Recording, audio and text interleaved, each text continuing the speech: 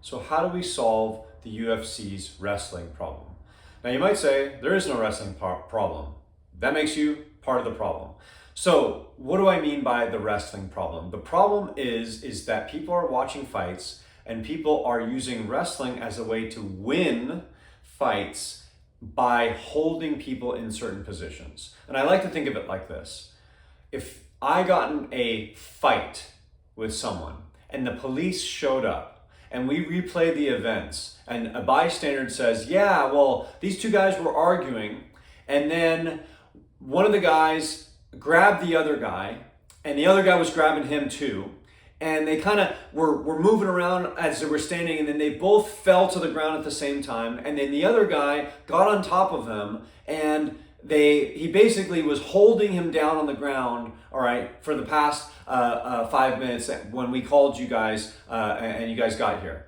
And so the cops would go, so what happened?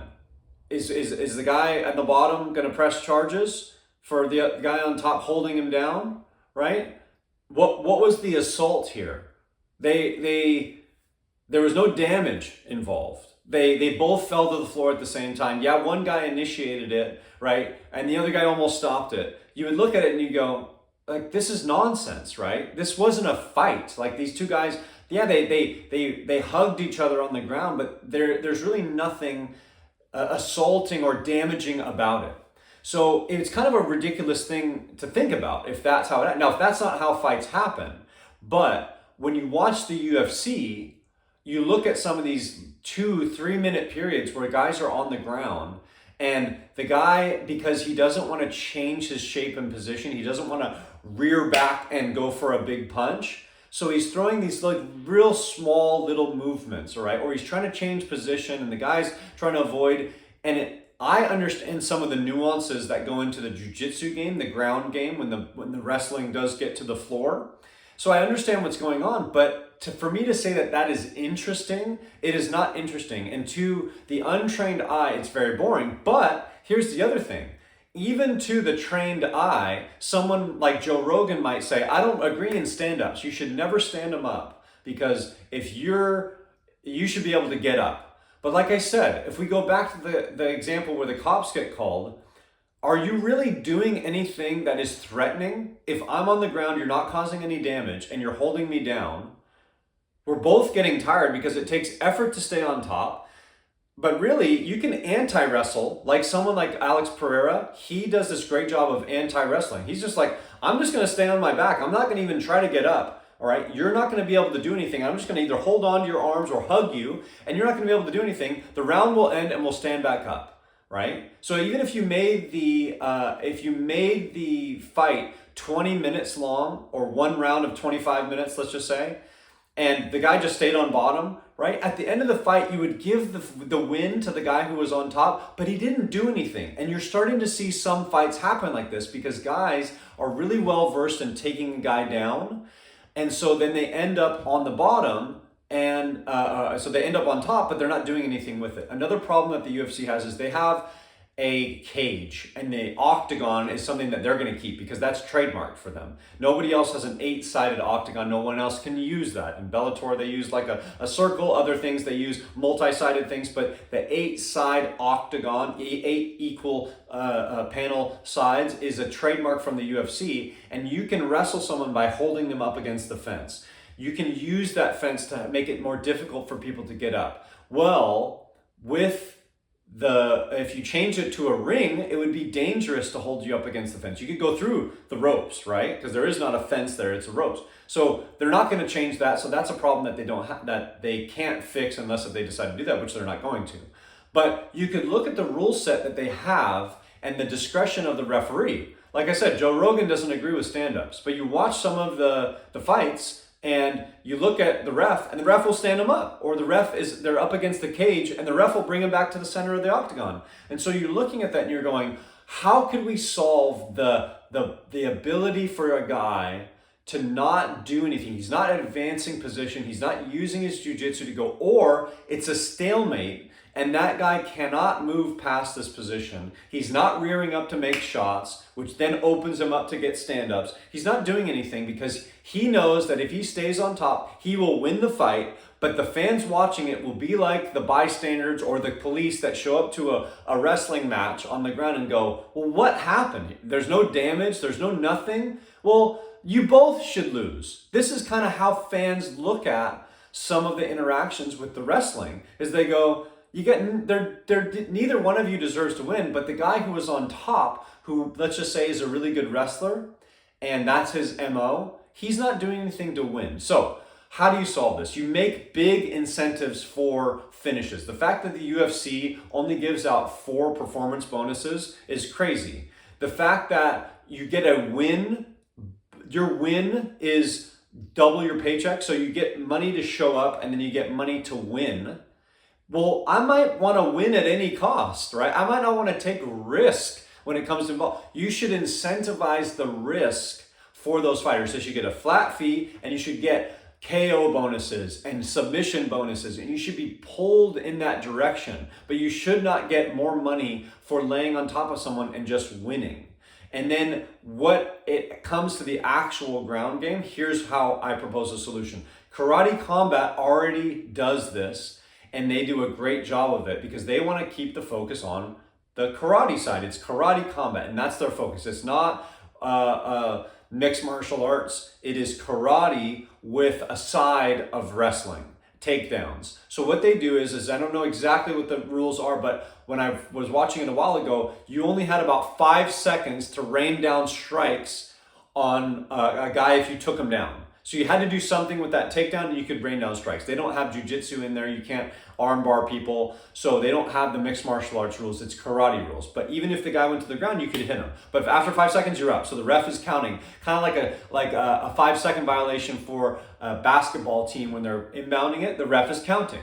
Well, there's a shot clock in the NBA as well. You have 24 seconds to make a shot. All right, to put up a shot, or else it goes to the other side. Well, you could put like a shot clock, and this is my idea, is a shot clock for the wrestling interactions. You've got 60 seconds, or you've got 90 seconds to do something. If you are, and then within that 90 seconds, there is referee discretion.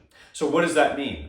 If within the 90 seconds, in the first 30 seconds, the referee looks at you and you're not doing anything, you're just holding position, they stand you up.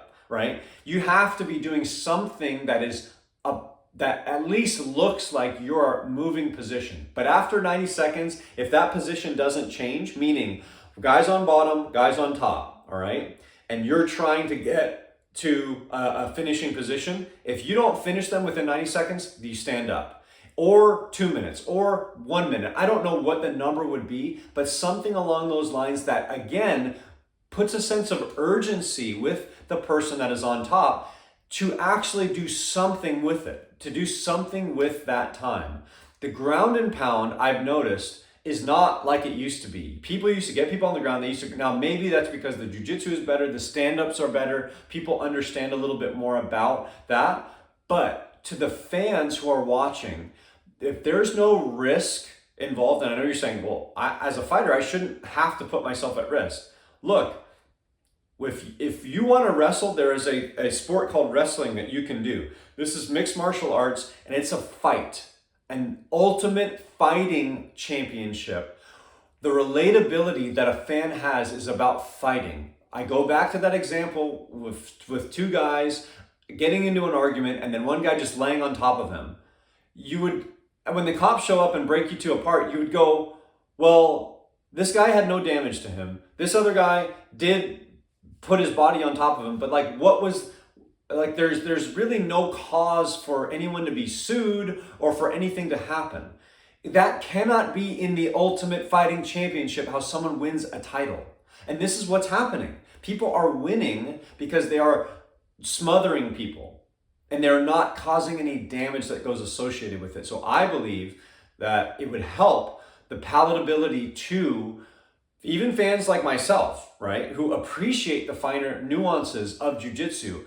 it would help them have a sense of urgency if they knew that they had 90 seconds to work when they got on top. That they either had to do ground and pound and create as much damage as they could before the other person got back up, or they had to get a finish within that time period. And so they were working. They weren't just stalling for time or making it look, because it does, like I said, who won the fight with the cops? Who won the fight with there's no damage, but one guy's on top and the other guy's on bottom? The guy who is on top is in a better position, right? But really at the end of the day, like I said, nothing really happened. And so you're going to give the win to the guy who was on top, but really there wasn't much of a fight. The cops are not going to really know what to do with that situation. They go, no one threw a punch, no one got hurt, no one got armbarred, no one got choked out, nothing happened. The guy just laid on top of him. Well, go home, guys. All right, you're embarrassing. That's how some people feel when they watch some of these fights. Even if the guy's winning, right, they go, you're not really winning. And so how do we solve that? You can't get rid of the octagon because they're going to keep that. The rule set is not karate combat. It is mixed martial arts. But how do you make it so that people are trying to finish? Incentivize finishing. Make it a huge bonus if the guy gets a submission. That way the wrestlers, hey, make it double their paycheck. Make it a huge amount that gets that person to really try to go for a submission. Make the finishing bonuses, or put a time clock on that ground game. Hey, look, time starts, right? The referee can stand you up at any time. If he feels like you are not working, you're up. We'll stand you up. If he feels like you're setting something up and he has, and this is where the referees come into play, they got to know what they're looking at. And I think the referees do a really good job. But then he can stand you up at any time. But if not, you've got a clock. The clock starts. He'll signal to someone. They start a clock, right? If he believes, boom, this is it. They're on the ground. Clock starts. They change position. They switch. The clock starts again. Now I know that people are then going to manipulate those rules. What's going to happen? They're going to let the guy up, the guy's going to stand up, and then they're going to take him down again, and they're going to hold him down. And so that's when the ref would then go, hey, I see this pattern happening. The guy's not causing any damage. He's just putting the guy in a neutral position because he knows that he has this advantage over him. And I know what you're saying, JD, hey, well, the guy's winning. No, the guy's winning a wrestling match. If cops showed up to two guys doing that on the ground and there was no damage being caused, they could go on for hours. And you'd be sitting there and you'd be going, well, the guy's not able to do anything to the other guy, but the other guy's not doing anything to him either. He's just holding on to him. That, to me, is not how the ultimate fighting championship should be won. That's my opinion. And so when I say problem, some people don't think there's a problem, but there's a lot of talk about this going on always when it comes to the fighting world. So these are some solutions: shot clock, submission clock, something along those lines, and then really incentivizing KOs and submissions for those fighters so that they know, hey man, I am going for a finish. I am not just holding someone in position because it looks dominant and it does score me points with the judges. I will win the fight, but we want finishes. And so I think that would be the best strategy that you could do to help incentivize fighters to be able to work harder to get those finishes. So anyways, that's what was on my mind about the wrestling issue that you could, some people say, like I say, in the sport of mixed martial arts and specifically the UFC. That's it for today. Until next time, we'll see ya.